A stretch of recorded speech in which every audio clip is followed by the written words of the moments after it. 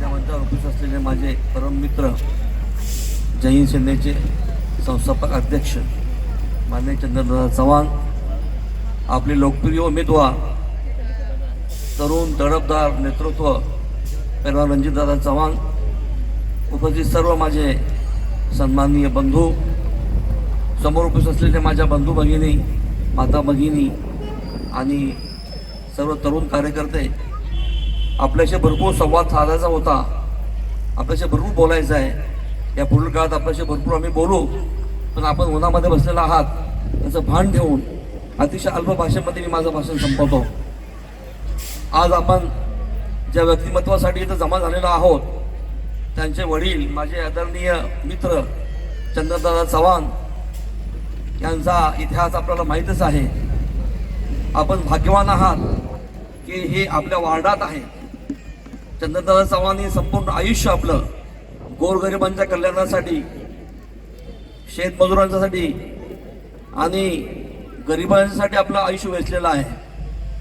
श्रीमंत लोक,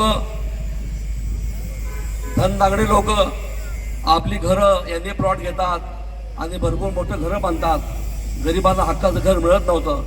गोरगरीब लोक अर्धा गुंठा 1 गुंठा जागा घेऊन कुठेतरी शेतामध्ये आपलं छोटंसं खोपडं आणि झोपडी उभा करत होते आणि त्यांच्याकडे शासनाचं लक्ष नव्हतं, त्यांना कुठल्याही सुविधा उपलब्ध होत नव्हत्या. अशा वेळी चंद्रदादा चव्हाणांनी आपलं आयुष्य खर्ची घातलं आणि मोठी मोठी आंदोलनं उभा केली. ह्या सर्वसामान्यांसाठी, गोरगरिबांच्यासाठी अहोरात्र मेहनत केली आणि शासनाला भाग पाडलं की या गुंठेवारीमध्ये लोकांना सोयीसुविधा उपलब्ध करून द्याव्यात. रस्ते, गटारी, लाईट, ड्रेनेज या सगळ्या सुविधा ज्या मिळालेल्या आहेत तर संपूर्ण श्रेय माननीय चंद्रदादांना जात आहे. याचा आम्हाला अभिमान आहे आणि संपूर्ण महाराष्ट्र राज्यात नव्हे तर संपूर्ण देशामध्ये त्यांच्या चळवळीची दखल लोकांनी घेतलेली आहे. असे चंद्रदादा चव्हाण यांनी लोकांना न्याय मिळवून दिला होता. आता आमच्या बंधूंनी सांगितलं की 80% समाजकारण आणि 20% राजकारण.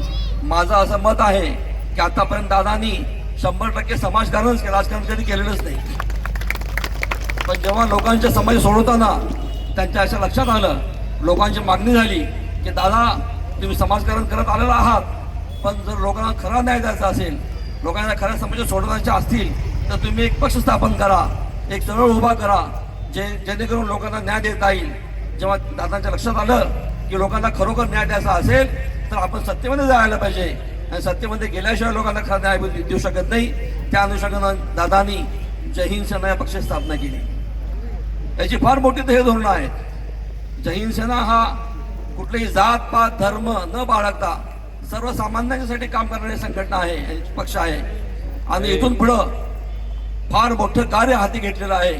याच्यामध्ये मग तरुणांसाठी कार्यक्रम असेल, महिलांसाठी कार्यक्रम असेल, बेरोजगारांसाठी कार्यक्रम असेल, आरोग्याच्या वतीने आरोग्यासाठीचे शिबिरं, आरोग्यासाठी एखादा मोठा दवाखाना किंवा ह्या सुरू करायचं त्यांचा मानस आहे. गुंडेवारी भवन आपल्या वार्डात आहे आणि त्याचं एक खिडकी योजना सुरू होते.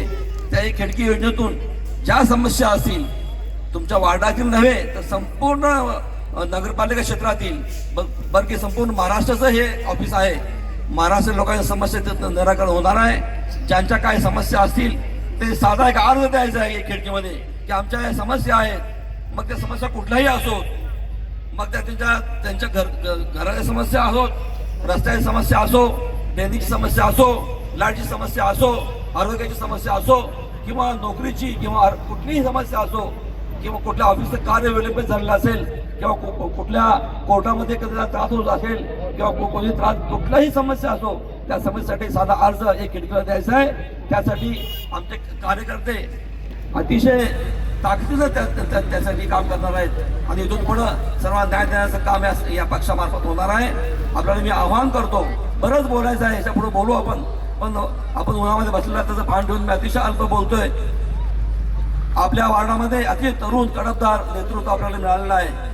त्या आणि हे नेतृत्व जे आहे ते दादांच्या मार्गदर्शनात तयार झालेलं आहे आणि यांना आवड आहे काम करण्याची, सर्वसामान्यांच्या समस्या सोडवण्याची, सर्वसामान्यांचं दुःख आणि सर्वसामान्यांच्या ज्या समस्या आहेत त्यांचा अतिशय अभ्यास त्यांनी केलेला आहे.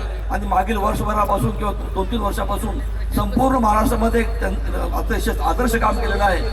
तरुणांचं एक मार्गदर्शक तरुणांचा आधारस्तंभ म्हणून लोक त्यांच्याकडे पाहतात. आणि मी तरुणच नव्हे तर संपूर्ण माता बहिणी आणि वार्डातील सर्वांगीण विकासासाठी अतिशय उमद नेतृत्व जर असेल तर ते चंदनदादा चव्हाण आहे. त्याचं मी आवाहन करतो सगळ्यांना की आपलं बहुमूल्य मत द्यावं.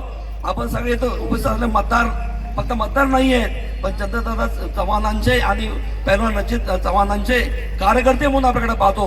आपण सर्वांनी मतं द्यायचीच आहेत. आपल्या वतीने आपण संपूर्ण ताकदीनं कसा विजय खेचता येईल आणि कसा विजय अतिशय भरघोस मताने कसं निवडून येता येईल असा प्रयत्न करायचा आहे. एवढं सांगून मी थांबतो.